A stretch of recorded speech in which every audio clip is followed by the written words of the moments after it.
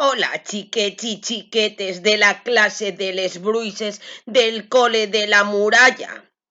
Soc la Castanyera i avui vaig a contar-vos la història de la meua vida. Fa molts anys, jo vivia en la muntanya amb mon pare, que era recol·lector, i amb ma mare, que era castanyera. Cada volta que arribava la tardor, sempre anàvem al mercat a vendre les castanyes que mon pare agafava i ma mare torrava. La tardor és una època de l'any en la qual les fulles dels arbres, en lloc de ser verdes, comencen a ser groguetes i marrons i cauen a terra.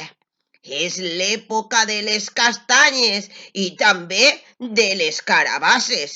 I ara que vosaltres sou molt moderns, digueu que també és l'època en la qual es celebra una cosa que es diu Halloween. Nosaltres això del Halloween no ho teníem. Nosaltres sols teníem els Tots Sants. Quan arribava la festivitat de Tots Sants, tot el món eixia al carrer a visitar els seus morts al cementeri. Els cementaris estaven plens de flors i tot el món estava content per poder rendir un tribut als seus difunts. Mos pares era quan més castanyes venien. Però ell també es feren vellets i ja varen faltar i aleshores me deixaren a mi ser la castanyera del poble.